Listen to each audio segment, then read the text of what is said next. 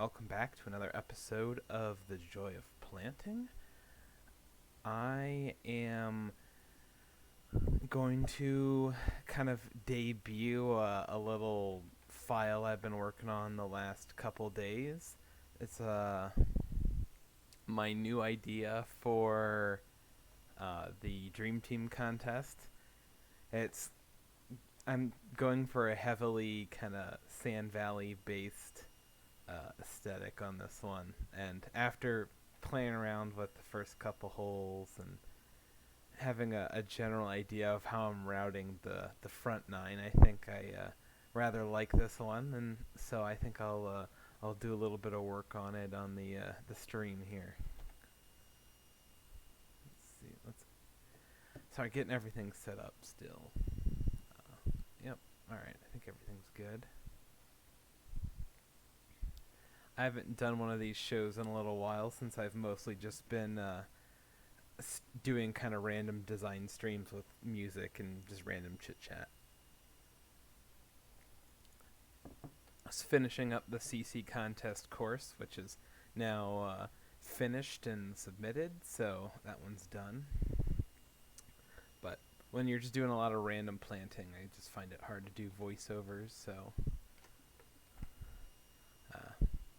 I just did some kind of streams with music and whatnot. Alright, let's see here.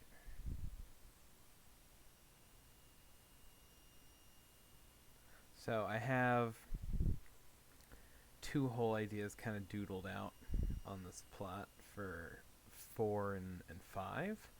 Not 100% sold on them just yet, but they're a good enough start that I might as well throw some surfaces down. Now this might be a 2-part episode, sort of, where I might work on this plot for a little bit for the first half, and then jump over to a special kind of guest designer's course project for a bit, and see if I can give him some ideas and tips on where to go with his course.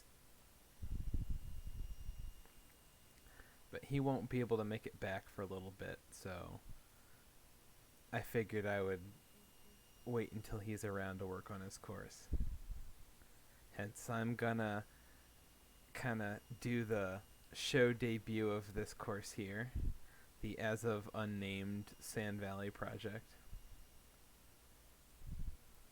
I think I had my CC course on here for a couple episodes, so I think you've seen that one. I've done a couple streams with the other handful of various Dream Team contest ideas I've had. I still have those course files. They haven't gone anywhere. I just wasn't quite feeling the concept yet for a contest course. So I started over this week as I was finishing up the CC contest.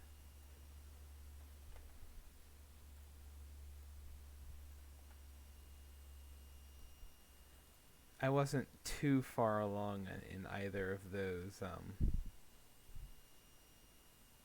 the ideas that I had for this one, so I'm not really losing a whole lot by starting over. And I've got a month and a half to finish, so it's not the biggest loss. Whoops. So I threw down an extra wonky waypoint, but since I'm not... Well, I suppose I could probably just close this one up. Yeah, it works okay. I'm not going to use the fill spline method because I want to put some kind of centerline bunkers in the middle here. So to do those holes, you have to do the a slightly different technique. Hey Dylan, how's it going? Thanks for stopping by.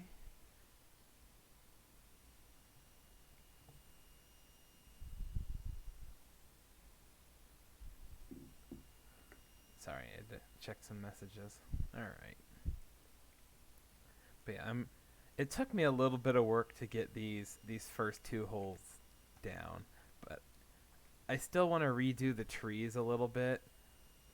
I'm not, I might play around with the tree selection and kind of placement a little bit. I just left the auto-generated ones on to get a general feel for it for now. But the first two holes are looking pretty solid, I think.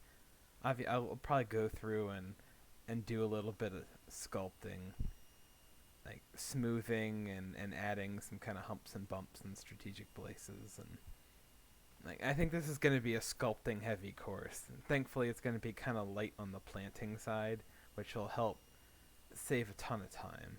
Because that's where I sunk most of the time on the CC contest one.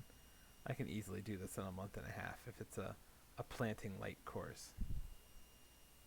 But anyway, so figure this one's got a little uphill tee shot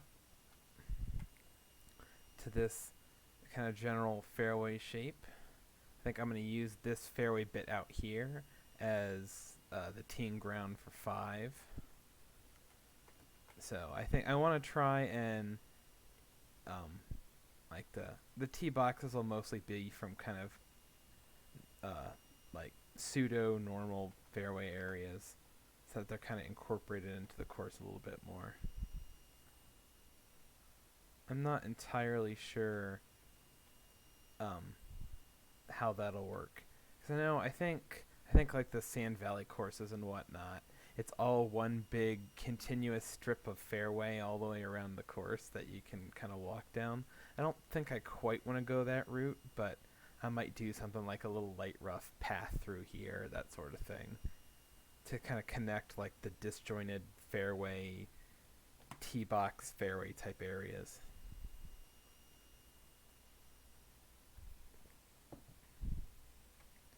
Again, we've got time. We can play around with some ideas still. Anyway, so I know I want an internal bunker here. So I'm just going to take my fairway spline tool and just kind of trace around where the fairway would go surrounding this bunker. Now you can definitely do bunkers before you do fairways, but for kind of internal centerline bunkers, I find it's way easier to put the fairway splines down first, and then why is it here? There we go. I find it way easier to put the fairway splines in, and then fill in the bunker with what space you have left, versus putting in a bunker and then trying to find the right shape that perfectly fits the fairway that you're going for.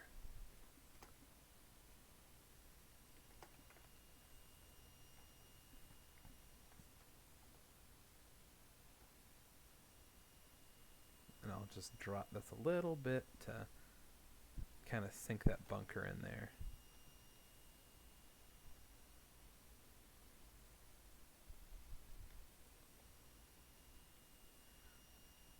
We want it to look and feel a little foreboding to end up in here, so. Because this is kind of where you would put a layup shot potentially, so, you want it to be, not impossible, but a little on the punishing side. And that should probably work. Now, I've stolen, I don't know if steal's the right word, but permanently borrowed Areeb's Bandit Ridge bunker style on this one, in the same way I did with Timber Knoll, which is to use this little gingerbread man shape bunker brush and just kind of click it around a bunch to make big jagged edges and whatnot. You can get slightly different effects by using the tool a little differently, but that's the general gist of how that style works. Just fill it in here. And bam, we've got a centerline bunker.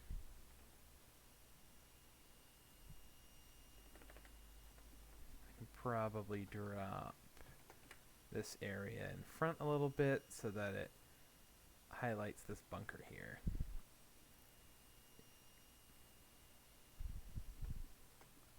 Actually, in this area too, probably. We want you to be able to see as much as possible of this hole from where your tee shots are going to end up. That's much better.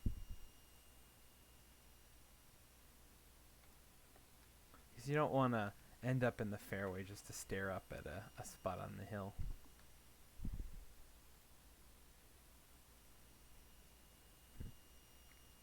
Thanks, Midway. Appreciate it.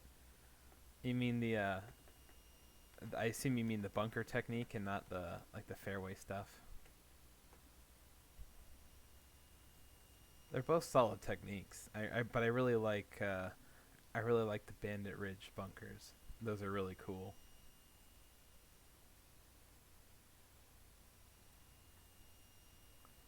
They don't really work with any other theme other than Boreal, but to me, I think that that technique almost single-handedly saved Boreal as a theme, because I had really struggled to make bunkers work in Boreal with any other style. I mean, you can, it's just harder, but that gives it a little bit of kind of its own flair, where you can do something different that you can't do in any other theme and create a really good look that takes, to me, or what is to me one of the biggest weaknesses of Boreal as a theme, of just the way it does bunkers, and it has those kind of crazy hard edges on them, and turns it into an advantage.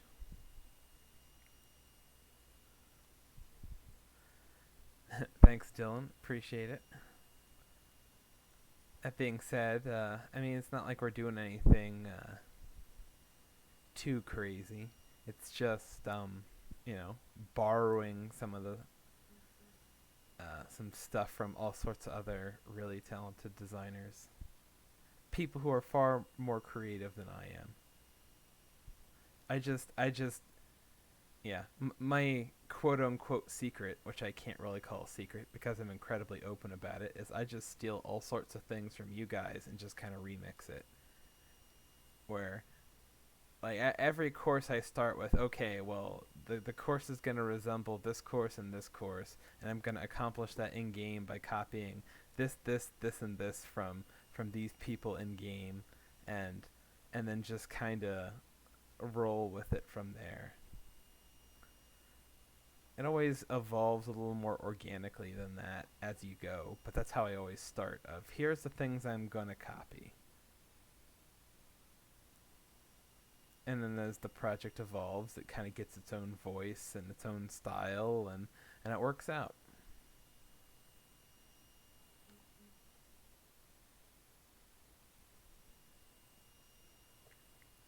Yeah, I'll be getting to some more kind of general waist bunkers here in a minute or two that really show off that bunkering technique. But that's how I made all the bunkers all around this course, is just taking that little gingerbread man guy and spinning it around and clicking it all over the place. It may or may not be easier or harder to do on a controller. I'm not sure, since I've only ever done it with a mouse and keyboard. But assuming that it's trivial to spin a brush and kind of spam click it everywhere, then you should easily be able to do that on a controller.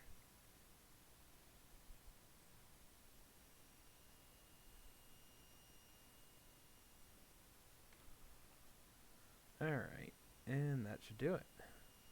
Oh, not quite. There we go. Now we've got the whole fairway for our hole.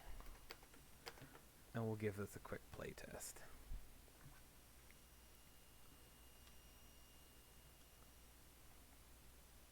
Yeah, there's a huge cliff face there that you can throw some just massive impending looking bunkers into.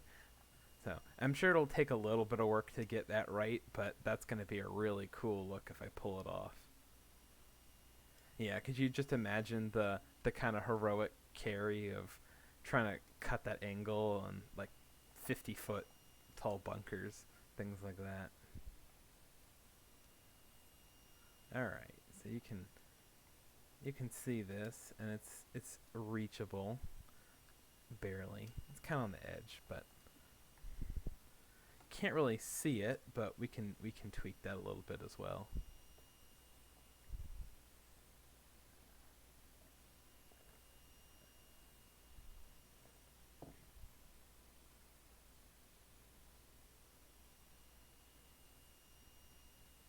All right, let's see. Just trying to think. I probably wanna work on kind of massaging this terrain just a little bit to kind of create. I don't know if I want this area here just to be, well, nah.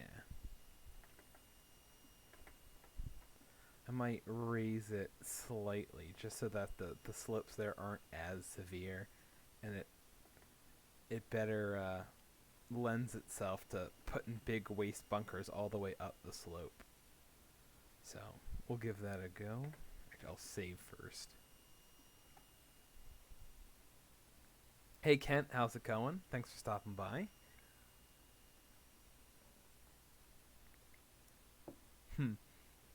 I like the idea midway. So that's kind of like a reverse abandoned trails where you start in the dunes and then wander into the woods. All right. Now, I think with this technique, you'll get slightly different looks depending on how big the brush is. Like I think this, you know, there's like a little bit, kind of a sweet spot size-wise where if you go too small, you get like a very smooth look, and if you go too big, it gets a very smooth look as well. But at some point, you get like these nice, very jagged, rough-looking bunkers. So you can kind of play with the how big the brush is depending on exactly what kind of bunker look you want.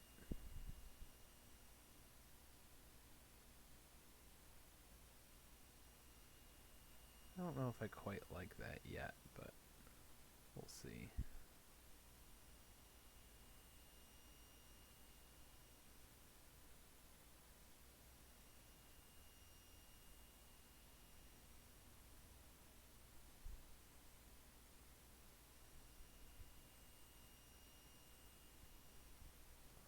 Of course, I still gotta go fill all this in, so it'll look a little different when we're done.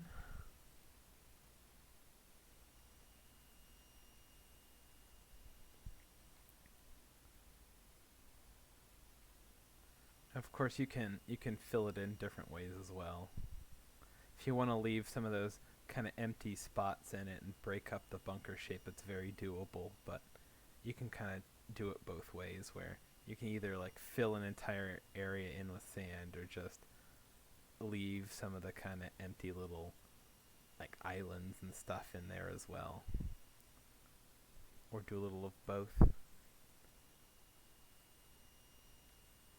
This one I might go mostly sand up toward the top.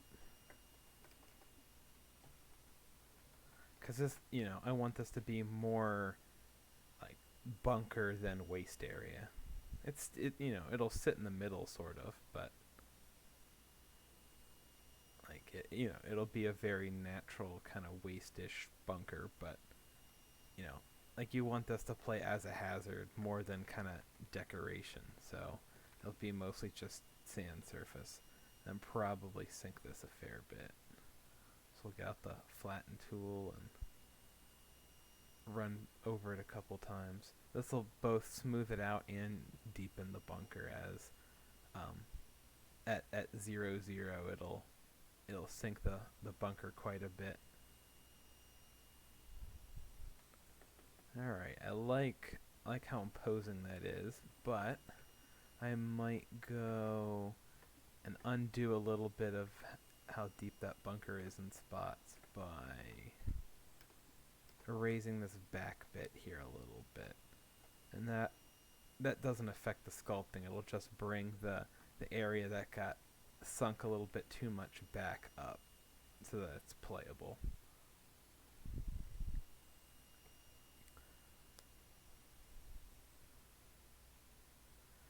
I'm doing pretty good, Kent. Hopefully things are good on your end as well. And yeah, that technique works. I usually that's kind of how I tend to make waste bunkers in other themes. Uh, or you make a circle brush and just kind of make a bunch of zigzag patterns and then fill it in. That's definitely a imposing bunker, which, is what you want.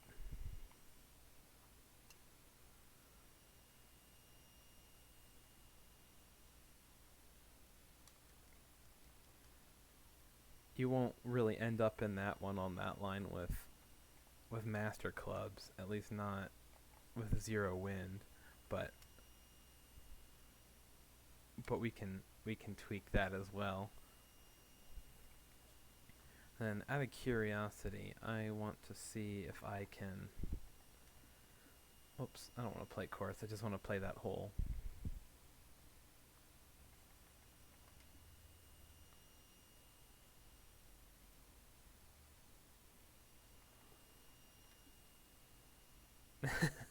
No, not number 5, number 4. Come on, game. Get with it. Let's see here.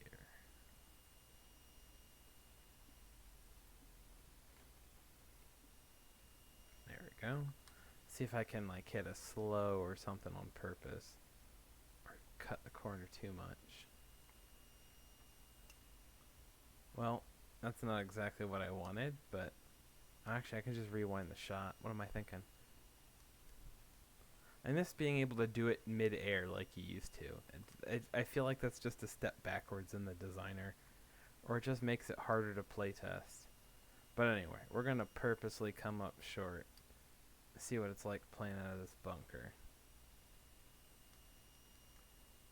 Just to make sure that you can, in fact, get out of it. And yeah, it doesn't look too imposing. Obviously, you can't take too much club, but, you'll be a long, long ways out, but you can get out of it. That's the important bit. It's punishing, but not unplayable.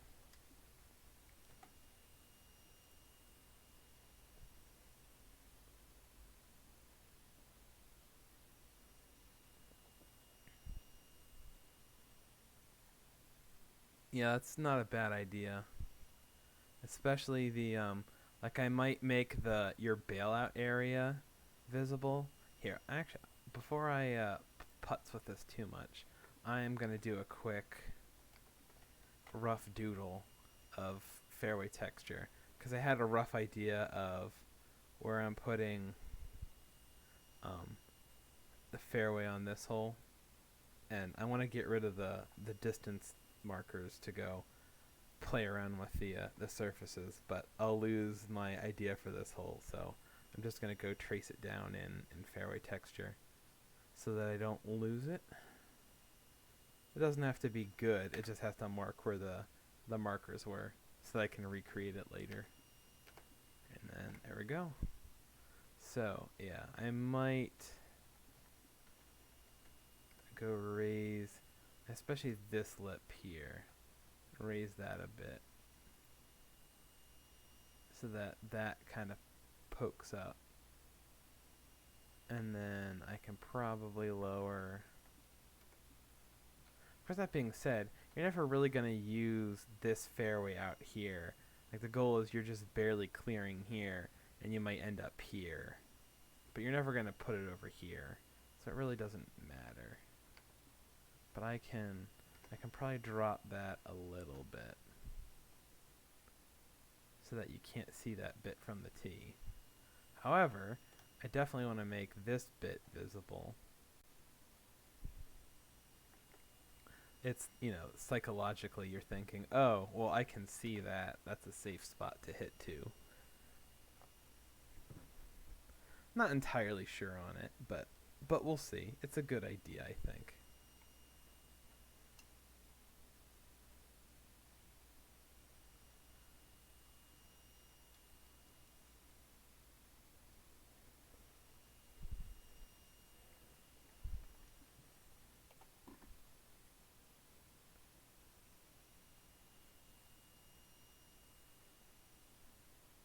I might play around with that a bit more as well. But in the meantime, I can definitely go and kind of fill in some more bunkers. I definitely want one out here. Let's see if I can just smooth this area out just a little.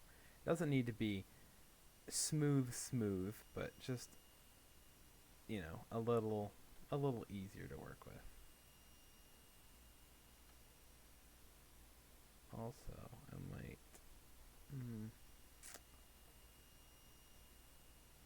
I want to lessen the slope here as well, because I want another, there's got to be a bunker there for if you bite off more than you can chew.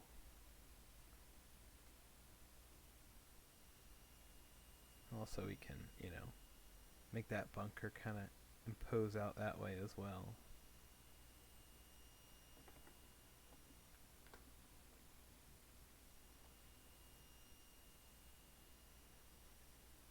It's kind of a wonky piece of terrain, so getting bunkers to fit in it might be interesting. So I'm thinking something kind of roughly this shape, something like that. Probably jut in here, something like that. Jut around some more. Have a big kind of blown out lip there. And then just, something like that probably is fine. And I think that works from the T as well. So we'll go ahead and do that.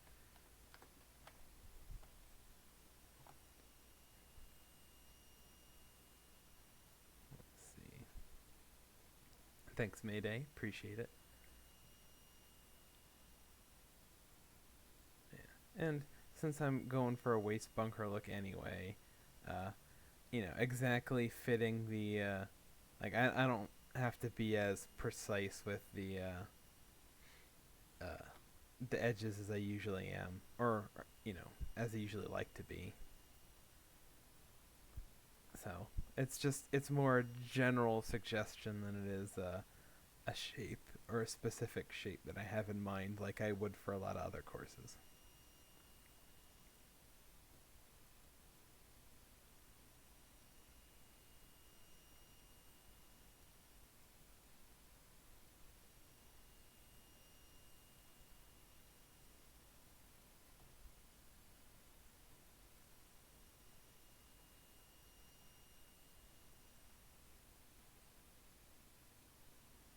And I think I might probably don't want to leave too many kind of little grass islands in this one as well. Maybe one or two, kind of toward the flat bottom areas. Toward the top, definitely not, though. Yeah, like those three are probably fine.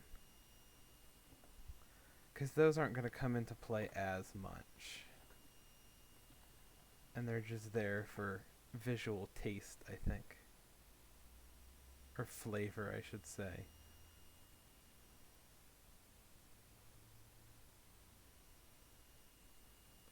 Go fill all that in. Fill in this little guy.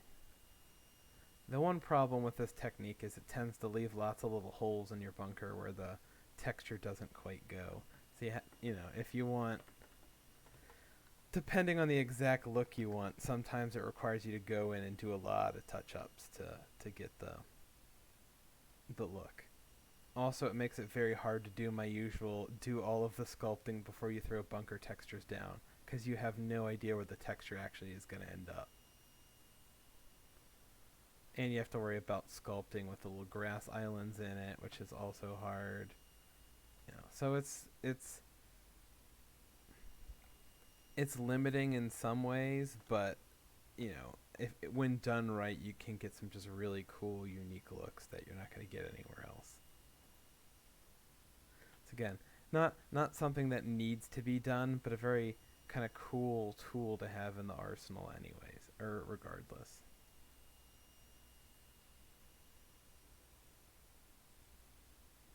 Hey, congrats on the Ace G Dog. I'm sure there's a stream capture of that probably. Oh, there's an intimidating bunker. That might be one I'll have to check or play around with. I can probably raise the that little bunker area so that the lip isn't as severe. If I do the same to this guy. Also, I probably want to clear out a couple of those trees as well. Not really because they come into play so much as it, you know, lets you see the sand that, it's there to visually intimidate the players, so you want to be able to see it. And no, I didn't. There's no golf league tonight, uh, or every other Monday. There were there were spots open to sub in one of the other divisions that was playing tonight, and I'm a little disappointed because it was such a gorgeous day out today, and I would absolutely have brought my clubs and and subbed if I didn't have dinner plans tonight already, which were then canceled, so I had the whole evening free anyway. So alas, I ended up with not being able to golf because I had plans that got canceled anyway, and I just decided to get a couple chores and stuff done around the house and play a couple of the CC contest courses that came out yesterday, or I guess I should say this morning. I wanted to play them last night, but I was exhausted, and I still am exhausted because I stayed up way too late to midnight publish. But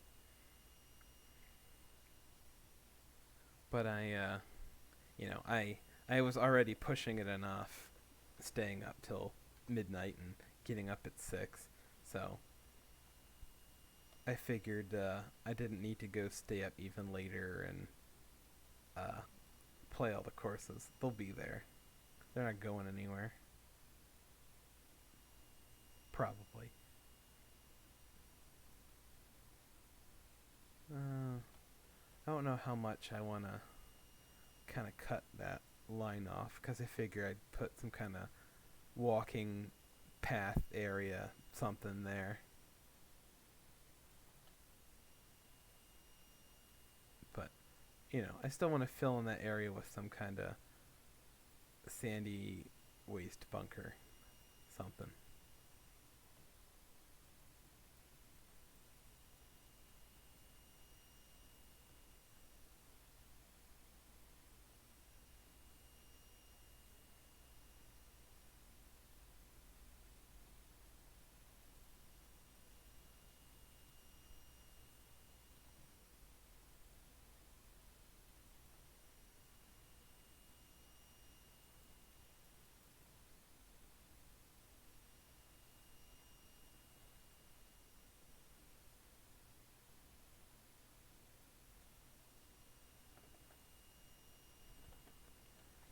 Now, all these little artifacts that end up in your bunkers. I mean, depending on how rough of a look you're going for, you could potentially like those and decide to leave them, or you could just decide that they look awful and you want to smooth out the insides of your bunkers. There's not really any particularly wrong way to do it. It's all a matter of taste, so do it however you feel like it.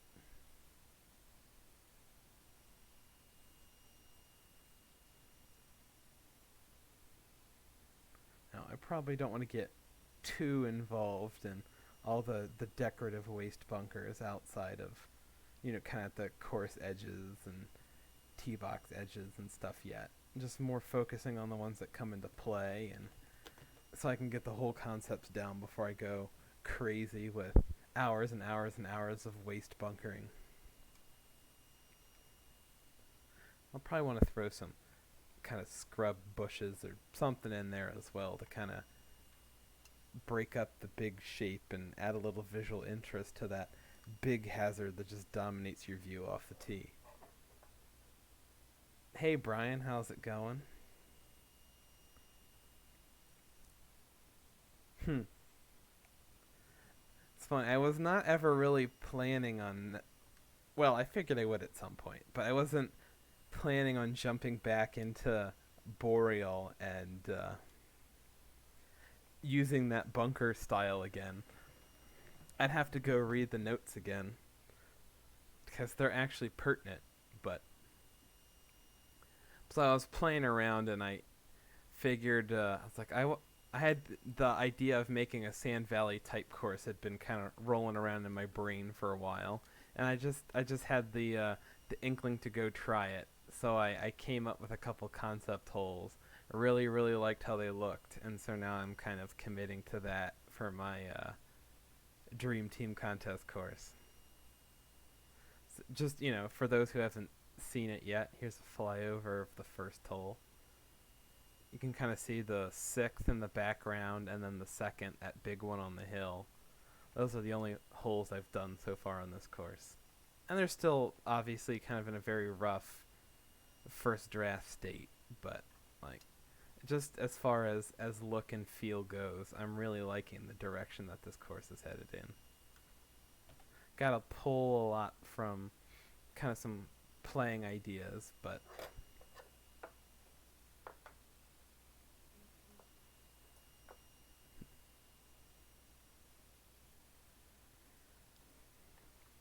I mean, to be fair, like I'll get it. It seems like I make a course in 2 weeks because I'll throw the bones down where like it looks like it's almost all of the way there, but work wise, it's not even 50% of the way there.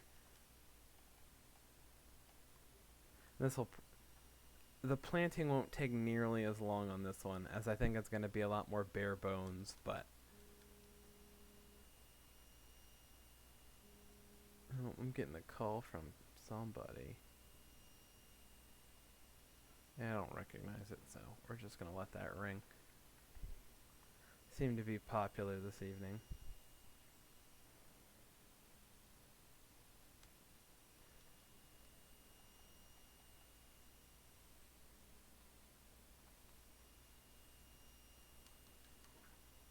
Obviously, the greens are not sculpted or anything yet.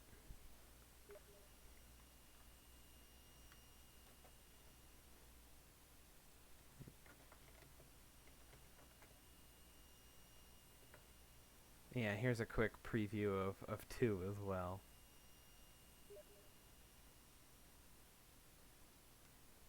But yeah, there's like I like the general idea of this. Like, I mean, I might this one might need a little massaging, but like the to me the concept and the general look is there. I think this little section of the course looks awesome so far.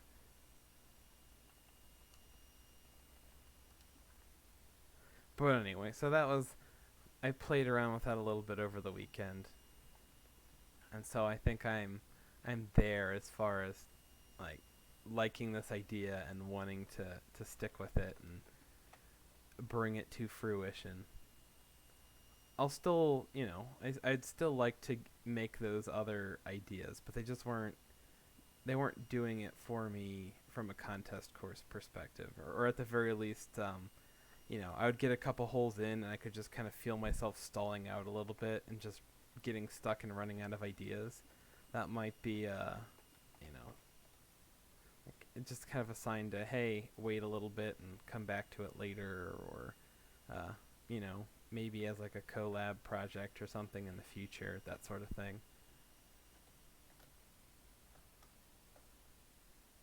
If you've just got an idea that you're stuck on, it's probably not a great. Oh, I should undo that. That's just gonna get messy. We'll figure that out later. Oh, also, Adam, you're back. I'm slow. I'm chit chatting with you, and it's just not mentally registering. It's like, oh yeah, I was waiting on you to get in here so that I could, or before I started putzing around with the other course. In case it hasn't been obvious yet, I'm very, very tired today, so I am not all there. We'll see. Yeah, playing around with the waste bunkers in the middle of these two holes will it'll be kind of an interesting challenge. They won't really come into play on 4, just visually, but they may or may not come into play on 5, so it's something to consider. I might wait to do that part until I start designing 5. Of course, there's not a whole lot left to do on 4 that isn't that area out there, except kind of throw in the waste bunkers down here, which I could probably do relatively quickly.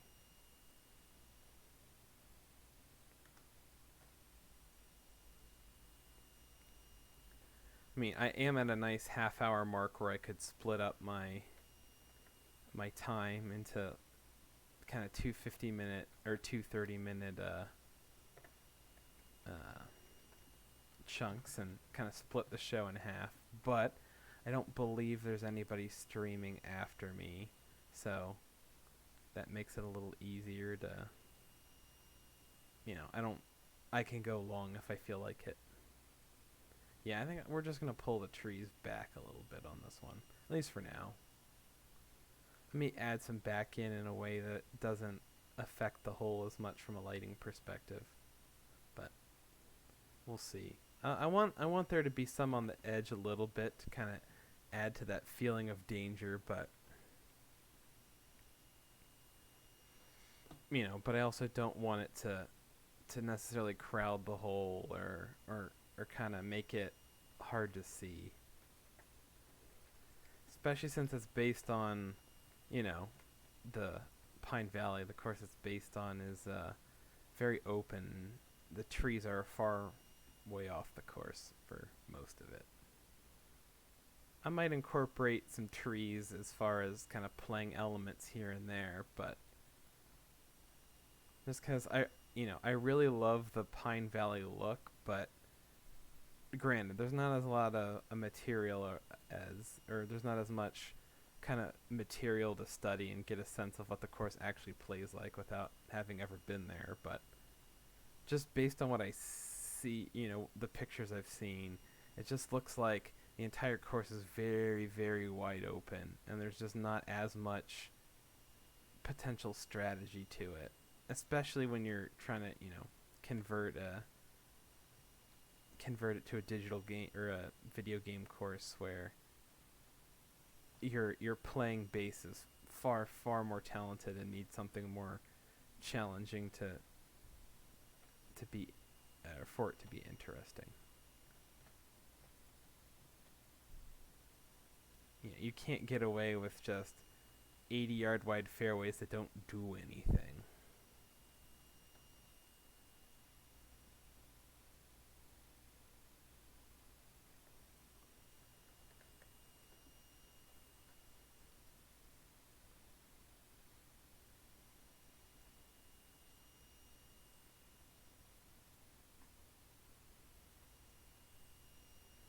So there. Again, I'm going to have to play around with that bunker a bit later. We can get the visuals looking a little better, but conceptually that's kind of how I want to go there. I think all the time of tediously planting on most courses is instead going to be spent on tediously doing waste bunkers. So, you win some, you lose some. I think it'll still be quicker overall, but it's not like I'm totally removing that time spent on planting. It's just shifted into the surfacing is the planting in a lot of areas. But again, it's when it's done well and it's kind of massaged a little bit, I'm really liking how it looks. So it's well worth the effort to kind of get it right, I think.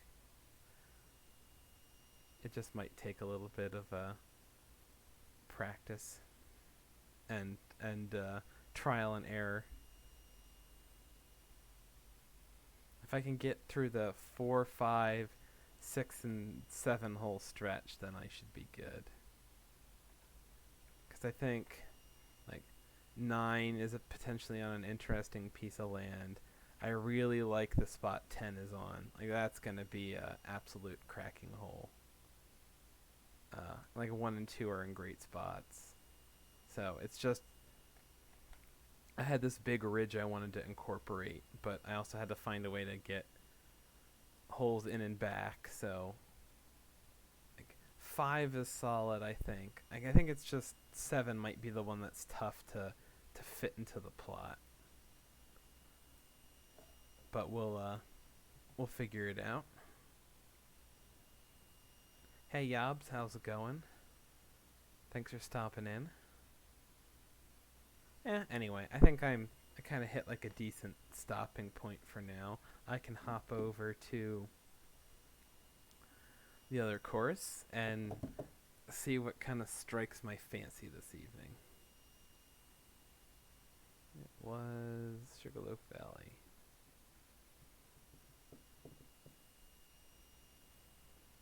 So yes, I have hit that point of being overly tired, that staying focused and just kind of feeling that creative mindset is tough. So we shall see how this goes.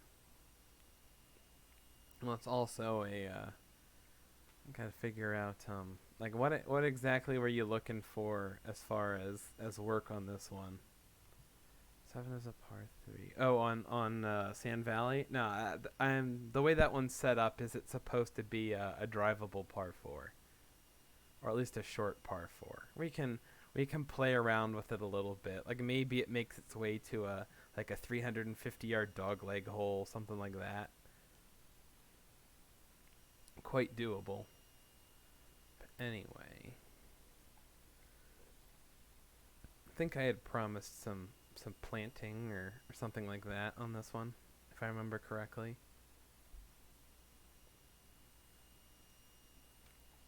Because I mean, like we're 4 here is a pretty solid concept already. Ever since when we brought the water in off the left, just visually, I think that frames this one very nicely. I like the green. The bunker spots I like. For whatever reason, the shapes don't quite do it for me, and I'm not sure what I would do instead. And like the holes themselves, or the bunker shapes themselves are fine.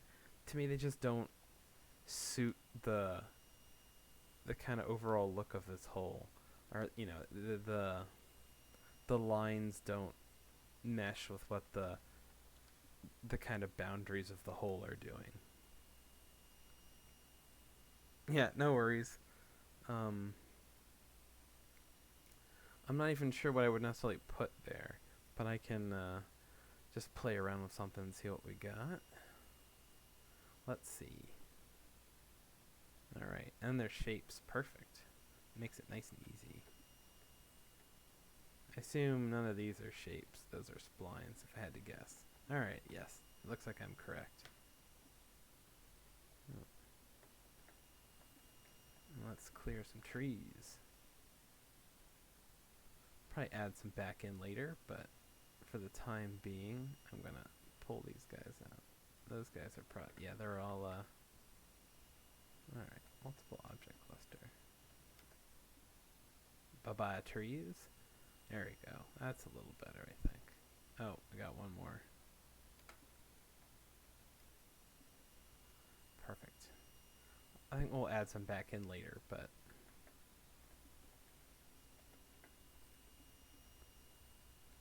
might smooth this out a little bit just to kind of undo the sculpting for where those bunkers were. That being said, I have absolutely no idea what I'm doing with this at the moment. It's more just I'm going to play around with this, and if I like it, I'll save it. If I don't like it, I won't save it. Alright, so that's kind of a good slope. Now what kind of shape would I want there?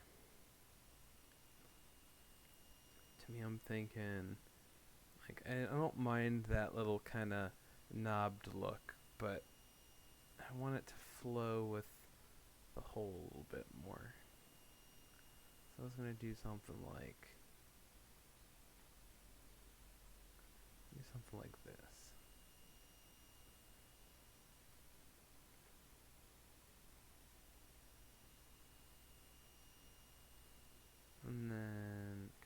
continue that onward curl there. Something like that.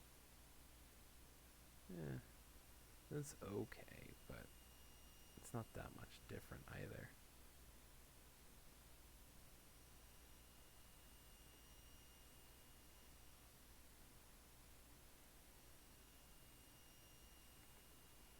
I just make that one big bunker.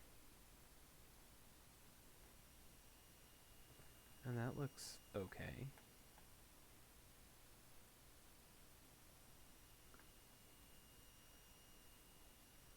Although if I was going to make it one big bunker, I'd probably make this a bit smaller. So that works okay. No, this is actually Ariel or Adam's courses or Adam's course. Words are hard. He wanted me to kind of play around with it, and I thought it would be a good kind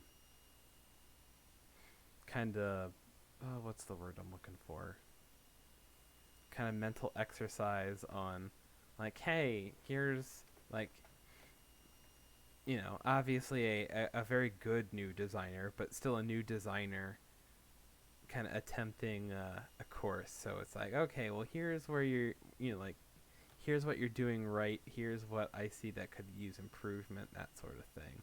Or at least this is what I see when I look at this thing. Not necessarily that how I would approach it is the right way. There's not really any one right or wrong way to do it, but it's just more like, this is my way of looking at it. Let's try this.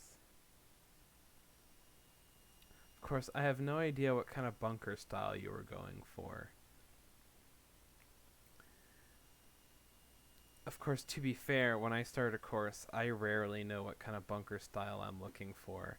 Usually it'll change up as I go for a couple holes until I find a handful of stuff that I really like, and then once I settle on something that I like, then I usually go back and kind of edit what I did on all the other holes to fit that style that I start or that I kind of stumbled upon more closely.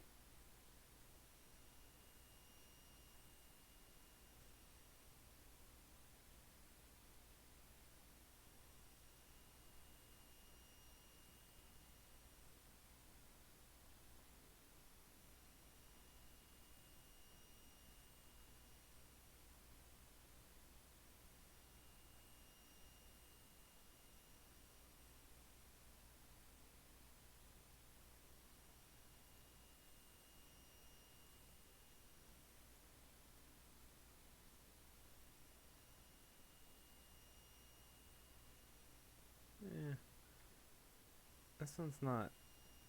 There's something off about it, just a little, but I can't quite put my finger on it. Especially not when I'm this tired. Yeah, some days the creative process is harder than others. It's just kind of how it works. Some days you have it, some days you don't.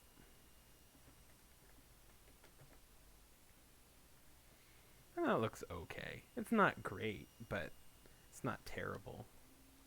Could be probably saved with a little bit of sculpting.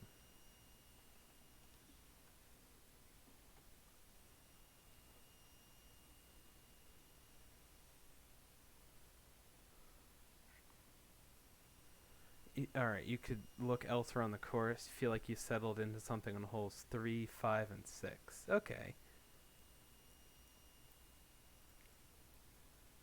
I can do that. I will. Oh, that's right. I did all the doodling elsewhere. But I think those are just really rough ideas, so I don't think it matters if I clear them out and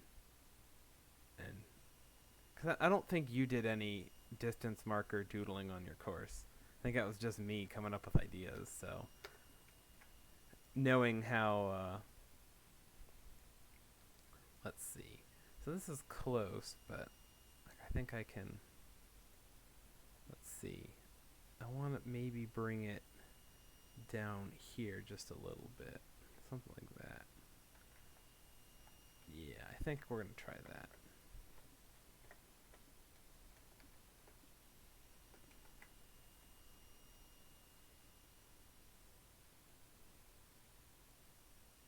And that's the tough part about just kind of designing on instinct sometimes, is that when it works really, really well. But when it doesn't work, you have no idea why, and you're just kind of left uh, just aimlessly trying to do just trial and error, trying to figure out what it is that isn't working for you, because you can't put your finger on it.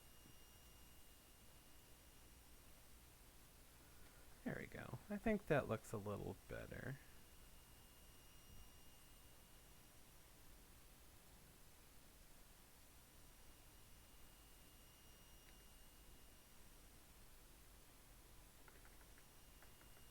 Actually,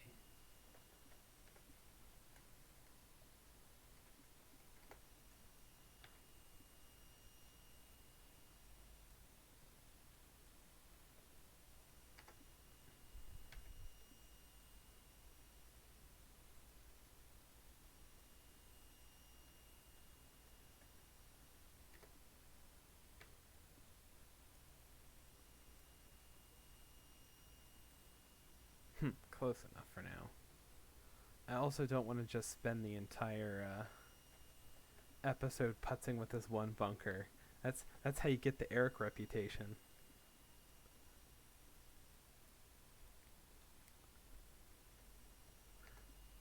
Which is in no way to say that Eric deserves that reputation.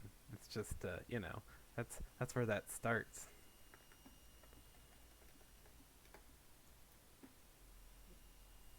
Let's see. There, I think that looks a little better. Now we'll just do a little bit of sculpting, I think. It needs to be a little deeper in the bottom, I think. Just smoothed out a touch. And then maybe flatten the top, because it looks a little bumpy for some reason. There we go. That looks a little smoothed out. And then probably do just a little raise to... I want to bring this lip down so you can see it better. Like just the shape of the bunker from the T. You're not losing these edges in the, because they're sunk down too much. And I want to raise the inside of the bunker a little bit to lessen that kind of bathtub look, I think. That's not bad.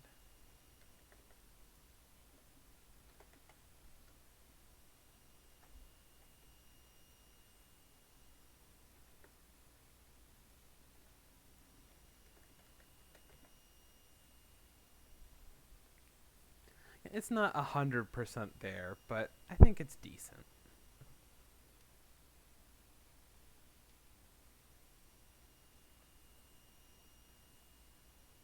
It's a decent starting point. But again, it's a really nice looking hole, so there's not, it doesn't need a lot. If we're just looking for little details that'll make it pop. So I gotta go, I got caught up in that for a bit. I gotta go catch up on comments. Hole 7, that bunker by the green is a throwaway. It's close enough. I can see what shapes you want. Oh, yeah. Well, no worries. Yeah, like, the ideas for those bunkers were good, but the shapes just weren't quite doing it for me. Again, there's nothing wrong with it, but you hit a certain point where, especially when, like, I definitely view, like, golf holes as a little bit of, you know, I'm looking at it from a composition perspective, and how because you have all these nice flowing lines that this hole creates. Like, you have this one here, like this curl, and then you have this other kind of complementary curl that goes around this way. So then you want your bunker to kind of have a similar, you want the lines in your bunker to kind of give that crescent shape curl as well. And the other ones you had a lot of lines that are just kind of flowing this way parallel to it. And it just kind of to me it doesn't flow as much. It's not as pleasing to the eye.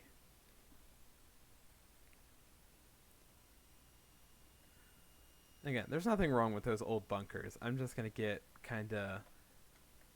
I'm gonna be the frou-frou art guy because I can't help it sometimes. And I like this area here, but I kinda the ridges here. I don't know if they need to be there. I'm almost thinking just a slight drop off and kind of flattening this area out. Something like that, and let the green kind of speak for itself a little bit. And maybe smooth this area just a touch. That works. There we go. But again, I always like to raise my greens just a little bit, especially since this one isn't. I mean, it's a Redan shape, but there wasn't really a Redan kicker there, unless you wanted to raise this area up and kind of make that your Redan kicker. But again, I'm assuming you didn't necessarily want this to play a Redan. Yeah, it's not a Redan. So yeah, so in that case, I agree. It's always like, to me, it usually helps a little bit visually to raise your green around the area a little bit, so it's a little more prominent visually, and I think it makes it play a little more interestingly, where if you miss just off the green, it's going to roll away from it as opposed to onto it. But anyway, so yes, I can do some planting if you wanted, if that's what you were looking for, kind of polish this hole up a little bit, or I could go look at some of the other hole concepts, like 5 and 6, I think, were the ones you're looking at. Can't remember. It said it was 3 through 7 was kind of the stretch you show off the bunkers. Oh, shows off the bunkers. Gotcha. Oh, so you wanted the par 3 green to be kind of blind from the tee. That's what you were saying? I mean, I can kind of see that, but to me, especially with like one that's framed so nicely by its surroundings already, like par 3s are your chance to really show off your visual chops. Like that's, to me, like if you're looking at if you're looking at holes as artistic composition, like those are your masterpieces. Like that's where that's where you really have just free reign to, like, here's the scene that you can see off the tee, because you're always hitting from the exact same spot, approaching into the green. So that is the time to like get kind of artsy with it and make your hole as interesting to look at as possible. Whereas with some par 3s and stuff, or par 4s, par 5s, depending on how the hole plays, you're rarely going to be in the exact same spots. So, here, I'm going to do a little bit of planting, because why not? At least for a couple minutes. But, that's your opportunity to really frame a green as good as you can. It's harder to do on par 4s and 5s, assuming that you're not always in the exact same spot. So, your looks are going to be a little different, and, you're not always going to, what's the word I'm looking for? Like the elevation of where your approach shot's coming in is always different, which makes it a lot harder. So, you can still frame your greens nicely on other holes, but like this is just such a golden opportunity to me that, like, unless there's like something, like really dramatic to be gained by having a blind tee shot, you might as well just, like, again, this one to me is like, if it's just barely blind like that, I just say, nah, don't bother, just show it off, show off your work. In fact, I might, especially because it might help the way it plays, I might just drop the front of this green by a foot or so, because that it'll catch tee shots better, which for a hole that isn't playing as a redan and has that kind of cape, you want it to slope a little back to front so that tee shots are possible. Um, and then what do you want to call it? Yeah, so it shows off your green complex that you've designed, and it makes the hole play a little bit better, in my opinion. CS Petty, that's why all of my sight lines are so good, because I spend, because that's it's not the primary focus, but when I'm working on a course, like there's definite like careful thought put into how I frame shots. Like I part of it is purposeful, part of it is just instinct that comes from like working on various artistic compositions of various types for like a decade and a half now, something like that. So it's so ingrained that I can't not do it sometimes. What's beeping at me now? Yeah, whatever. We're good. Sorry, if there's anything in particular, Adam, you wanted me to jump to, I can. I think I'm just getting kind of caught up in making this hole look pretty. In this case, I want to add a couple of these trees back. Let's do a little something like that, I think. Not enough to block your line of sight, but actually, I don't really like that type of tree. Let's go with this little, where's that little stubby pine I always liked? This guy. I can do that guy. Or something over here. Like I want to throw a couple in to kind of separate the hole from the lake a little bit. But I'll do like one of these guys. Also, casting shadows on your hole in a couple spots is, you don't want to overdo it, but you can, like when done well, it can add a little visual flair to your hole. Like if you have a big, flat, wide open fairway and it just looks kind of empty, you're going for like a low lighting look, you can just throw some trees down and cast some big shadows across it. Makes it look a lot more dramatic. Where are those big, tall ones that were there? I guess there's only a couple of like these big, tall trees that were there before that looked solid.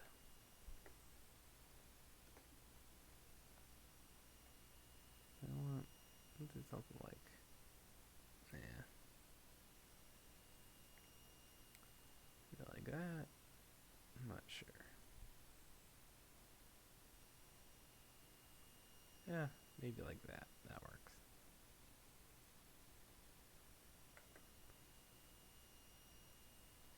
So then you get like a little bit of, I guess it just kind of blocks your view of the lake. But otherwise, to me, it just looks a little empty. So I want some trees there.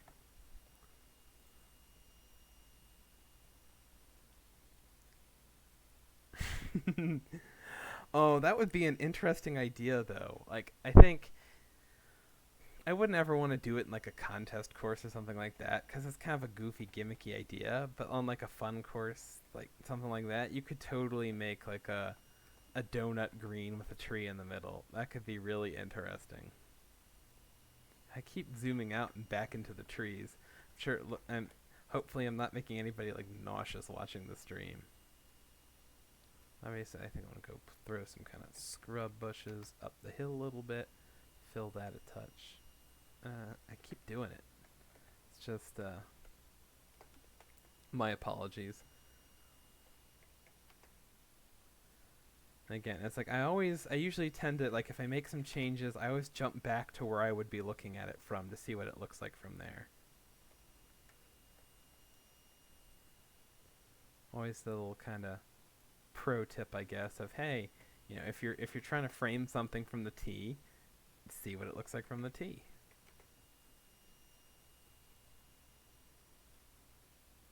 That works nicely. So I think you kind of want to do that same, like your planting can help with the the kind of flow, like the visual flow lines of your hole as well. Again, since like it's a great way to frame the edges of your hole, where like all of the lines flow kind of this way. And if you can see, like the natural way you would plant the outside kind of continues that nice, like all the planting forms a little line there. So there's another edge that flows that way. And you can do the same thing with the planting of you can make it kind of flow in that direction. So that you have this nice big sweeping curve to it. Or you can make that curve a little, steeper, however you want to call it, and kind of create a suggested line like that with your planting. All those things kind of, can accentuate what you're trying to do visually. Again, you don't have to put that much thought into it. It's just, like there's just something to be said for being able to notice, like there's just something wonky about the way this looks, and being able to pull out an element that kind of clashes with what's working on your whole concept, and fixing it. I'll probably throw a couple bushes. Yeah, like I don't want to get too sunk into this. Although I guess it is 9. I've probably spent a half hour just putzing with this hole.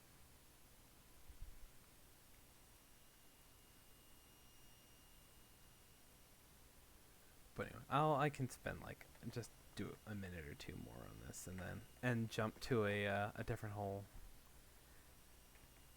Do some different work. Also, I don't need to do the whole course. I don't need to take whatever you want to do with it. It's just kind of throwing some ideas out. All right, so obviously not done or anything yet, but like you can see that's kind of, it's going somewhere. Like it's a pretty nicely framed little green area there, and it's got little bits of interest around it. Doesn't, it's not crowded, but it doesn't feel empty. There's just enough kind of stuff around it that there's not any like big open empty areas with nothing of visual interest in it. But yeah, that's a solid start, I think. Obviously, you gotta go sculpt the green because I screwed it all up. So hopefully it's not not too bad. But like I think that's a solid looking hole. All right, so I guess I can go back and look at 3. That was the one that was kind of already there. Like I definitely like, yeah. We both kind of saw the same general hole sitting there in the land already. So that's always good. I mean, it's just like it's definitely well suited to this whole shape. I definitely like it. Oh, we're gonna go put it right in the bunker, aren't we? Nope, apparently not. All right. So, first things about this hole. Let's see. Go. Fairways are probably more than generous, which is fine by me. I like generous fairways. Also want to kind of, like you've already got the elevated tee shot, and like this is like it's this really natural, or this really kind of like really nice looking little natural area here that is definitely like a little signature piece. So you definitely want to show it off as best you can. Which means like I'm gonna drop these tee boxes in such a way where like I want to make this hill in such a way where it's not blocking my view of any of the good stuff that's going on below. Like I want to be able to see all of it from the show.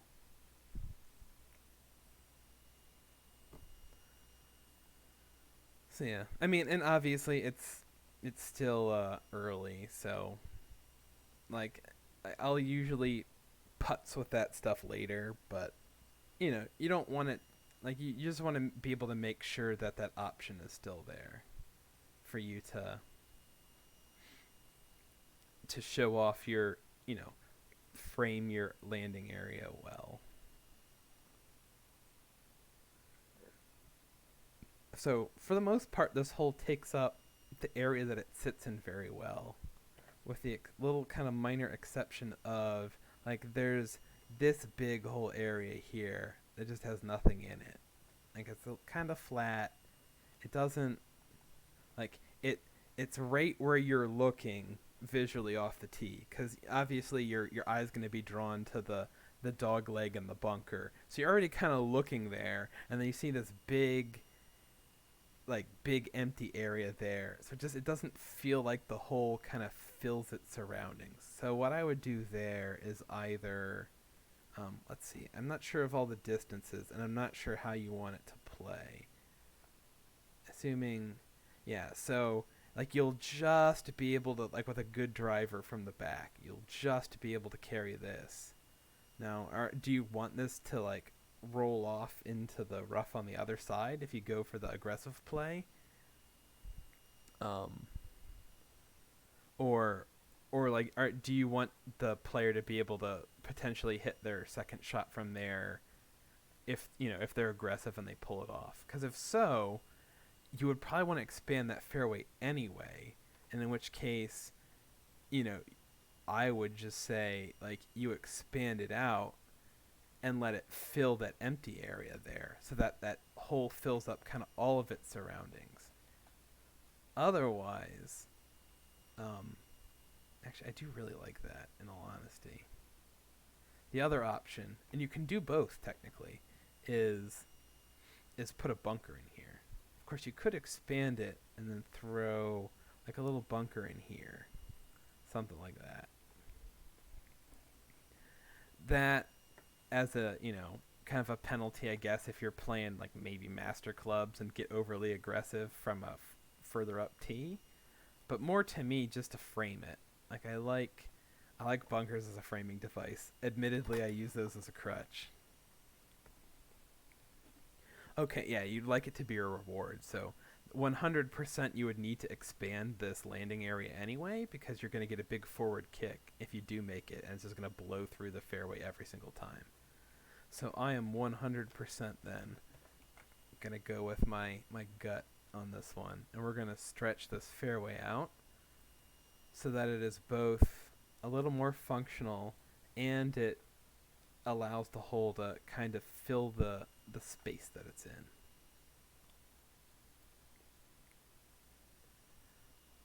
Now this, like this part of the fairway might be kind of quote unquote very generous, but it's also so close to the green on a shortish hole that realistically there's no way you're playing there anyway. Like, a lot of your playing surfaces will be kind of not really in play most of the time. So it's like, you have to worry about the way it plays for like landing area and around the green and that sort of thing. How wide are these? 3.9. Okay, so I will go set the secondary width to 3.9 to match the rest of it. I think I filled it already, didn't I? So yes. And did I smooth it? I can't remember. But I can always smooth again. Yes, I think I did. So, we're going to clear that. No, clear all of them. There we go. So bam, new fairway. And now it fills up a lot more of the space that it's in. Now, I really like this bunker. I think the same kind of thing. It needs just a little something, or just like these big lines. So I might. This one's close though. This one doesn't bug me as much. It might just be doing something as simple as just lessening how dramatic one of them is, or both of them. But one more so than the other, just so it doesn't look as uniform and it just looks a little more organic.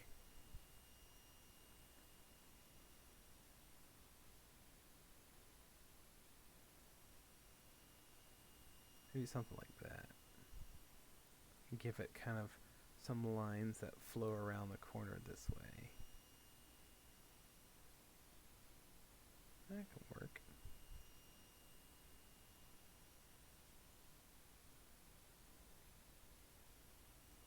Maybe something like that works for me, I think.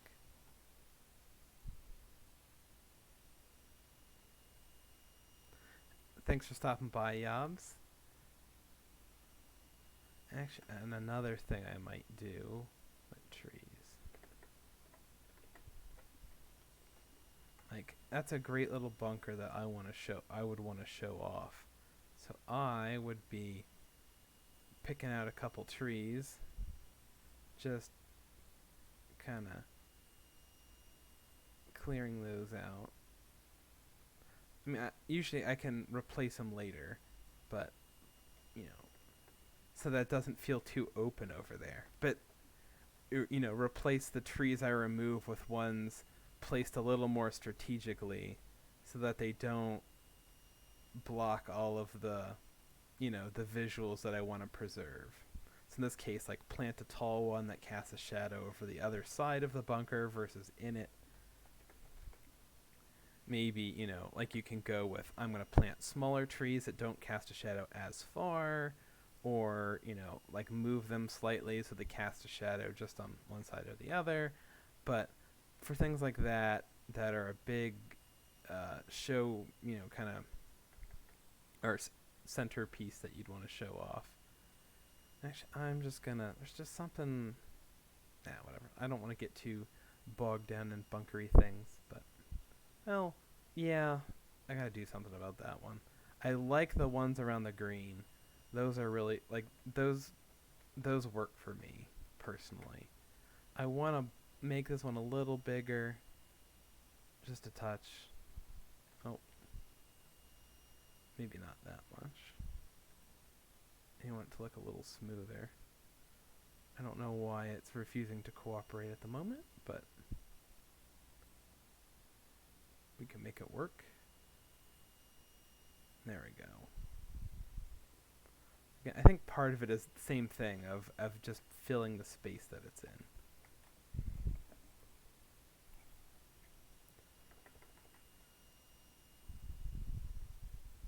And then I still think I want to, like, you want something here to me.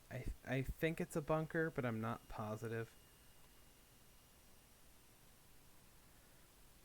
There's one way to find out, though, and that's to just throw a bunker in there and see if it works.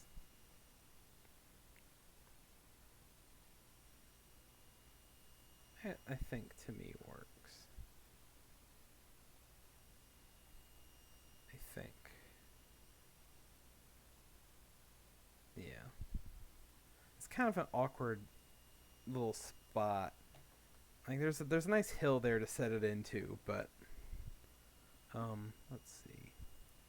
Man, I've been at this a while. I probably shouldn't, you know, I don't want to get too caught up in stuff because I could end up doing this till 11 o'clock and just not notice. And then I'll be up again or up late again tonight and be just as miserable tomorrow as I was today.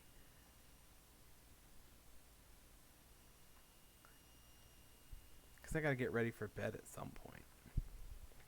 Alright, so go throw some bunker texture in there. Just doodle around the edges like usual.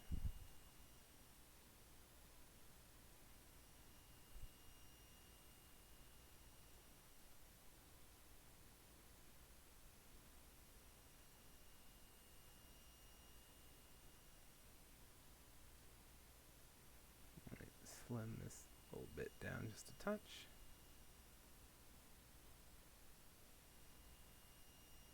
And there you go. Something like that, maybe. Well, actually, I just kind of go so it's not as long versus more skinny. That works. There you go. So I think the shape is okay, but it's kind of sloping away from the T. We want to go fix that. So, because that'll make it A, play better, or it's kind of catching tee shots versus repelling them, and B, it'll look a lot better because it'll be framed nicely from the tee. Like, you generally want pretty much all of your bunkers to face, like, to slope toward the player, or like down toward the player, so that the backs are higher and the fronts are lower. That makes the back lips more intimidating. They're going to catch balls. You can see them better. Think like that. In real life they even play better. Like, I would much rather have an uphill bunker lie than a downhill bunker lie. Things like that. Like, it's generally a good rule of you don't want bunkers that are sloping away from the player most of the time. Yeah, exactly. Maybe that hill can come up a little more. Oh, yeah. It can. I mean, it can definitely do that too. Like, we can, like, to a certain extent, you can always think like, there's nothing wrong with, hey, I like this spot, but like, it needs to be like 20% crazier. You can always just like throw mounds in there. It's not hard, and that adds all sorts of drama. You can you can overdo it, but like a little bit of just kind of added, like, to me, I don't want to really lower that because we're trying to make this. It's already a little hard to see from the tee, so we we want to raise the playing surfaces just a touch versus lowering them in this case. But other than that, like, most of, like, the bones of this hole are really, really good. I mean, it definitely helps that there's just this natural corridor that just lends itself to this kind of hole. So, like, and you've definitely captured what was there very well. Let's see. A fast downswing should do it. Oh yeah. Okay, these fairways seem very soft. I don't know if that's the default settings that it had or if that's intentional. I'm hitting it over that bunker expecting it to run out a bunch, and it did not, which is fine. I'm just, I've gotten to the point of almost all the courses I design are very firm, and so you just kind of naturally expect the same bounces, and it's just kind of funny when you do that and it just does not behave the way you expected it to.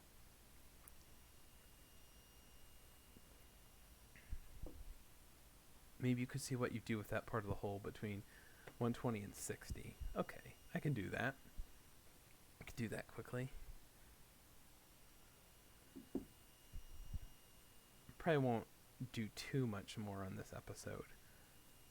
Mainly because I've already been going for an hour and a half. It's a bit long for one. And also I need to get ready for bed at some point. I could do like 10-15 minutes. So in this case, let's see, 60 to 100. Like, 60, or it's like 120. I guess, like, to me, like, it doesn't need a ton because I think this hole's already pretty good. Like, at this point, I would call this hole mostly done, and just, like, it'd be like doing little planting bits around the sides and polishing and doing green and tees. Like, that's pretty much all that I think this hole really needs. Like, if you wanted to spice up this big fairway area here, but it's like, to me, it doesn't look empty, so it doesn't need much.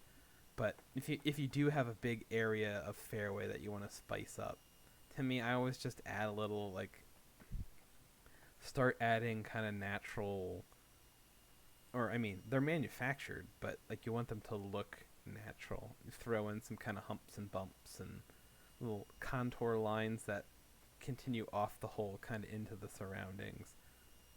Like, I use the circle brush and this big oval brush a lot. Yeah, that one's too much.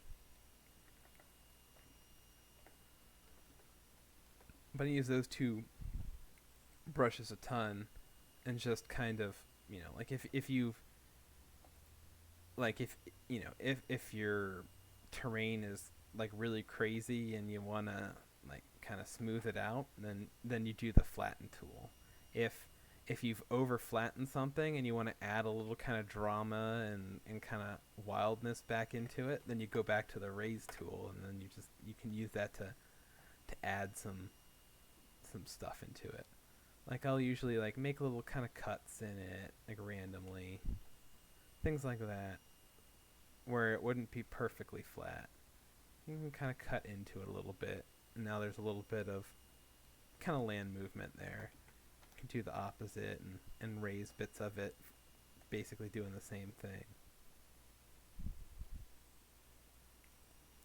And you kind of, you can do this however you feel. It's kind of a personal preference thing. Like, sometimes you might want it flat. Sometimes, it depends on the style of the course. If you want it really flat, you can do it like a couple feet and call it a day. If you want like a really natural wild course, you can start throwing like even bigger mounds in there. It's all kind of to taste in a lot of ways. So you really liked the clean look on that hole. Yeah, that is perfectly fine. Again, it's to me, it's the like, yeah, I wouldn't. This isn't one I would go too totally crazy on. Like you can always add, to a certain extent, you can add, you can still use that technique to add some land movement. It's just to me the cleaner courses will tend to do it more gradually, versus your wild courses will just have like bigger bumps in it. Or they'll be more drastic and sudden, versus kind of more gradual and a little lower. So essentially, you can do the same kind of technique. You just might change the size of the brush. But in this case, like I don't think it really needs a whole lot. Like visually, I really like the way that this hole presents itself. It plays interestingly, and it looks interesting. Like this one's 90% of the way there. Basically, you just gotta throw tee boxes in it, and plant it. Like that's all there really is to it. Like to me, I think the one thing I'd look out for is, like most of it's already framed nicely. It takes up its space, but like there's, you don't need to fill it with heavy forest, but there's this whole area kind of right of the tee here, just to keep an eye on. It just feels a little empty. Actually, and kind of out here too. And that can even be just solved, like, like you don't have to fill it. You just have to break that area up. So if I say, oh, hey, there's a big empty area here, I could throw in like 2 trees and call it a day, depending on,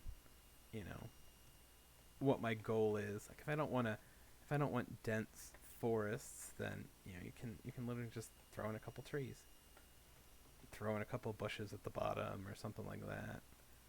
Like just enough to break that area up so it doesn't feel empty is usually the goal.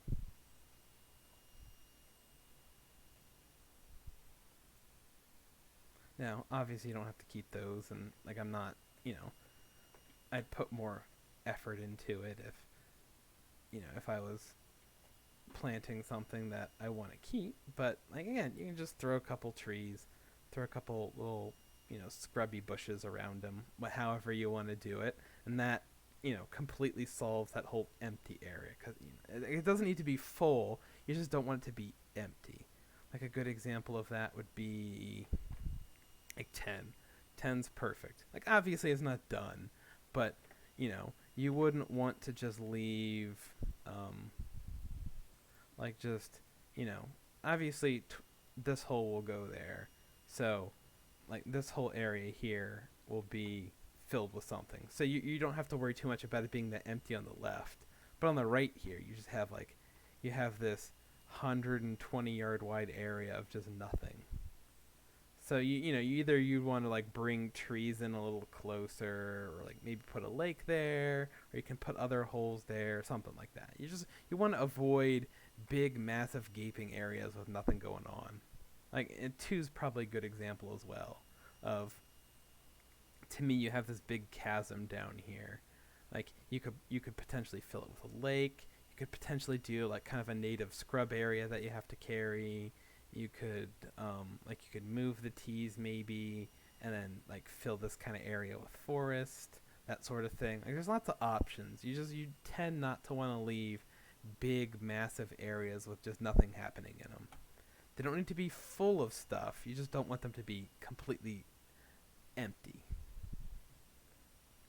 Yeah, and again, I wasn't suggesting that that you would that you were done with those, and that you were missing something. It's just kind of as a visual example of like the kind of things that I that are good to look for. But again, like this is a really solid course. I think that's like this is a really great start, and like most of the holes I've seen are really great concepts that just you know at at worst need a little bit of polish to and massaging to be great hole ideas. Like five, I think might have a little bit of the same problem of just filling up the space it's in.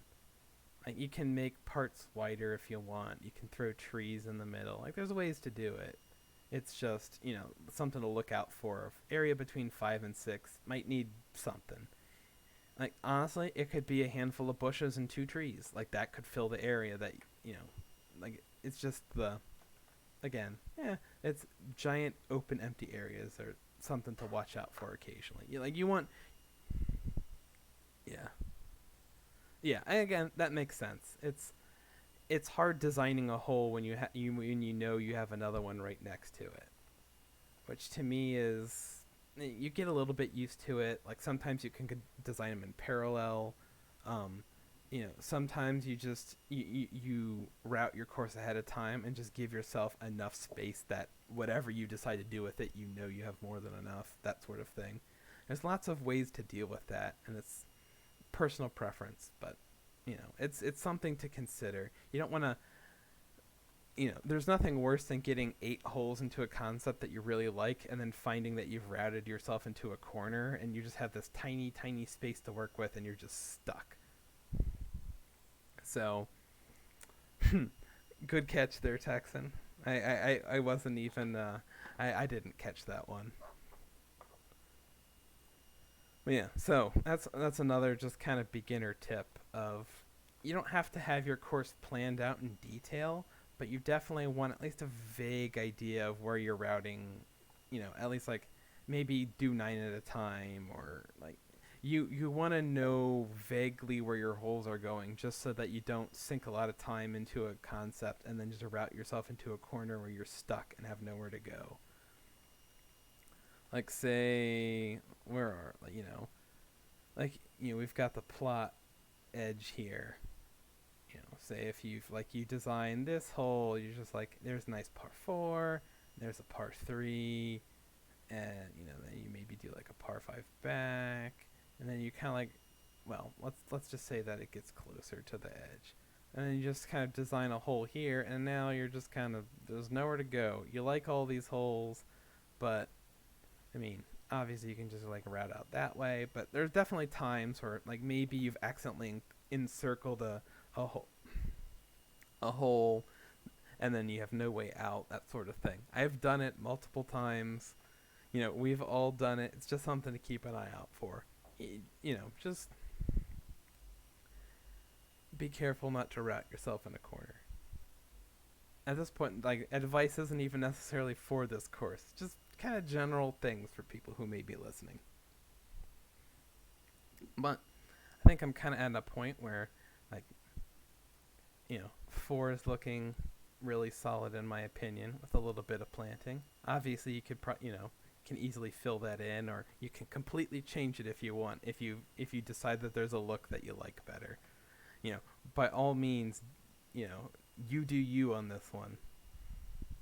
Just throwing out some ideas there, and maybe kind of concepts and things. And then 3, I think, is really good.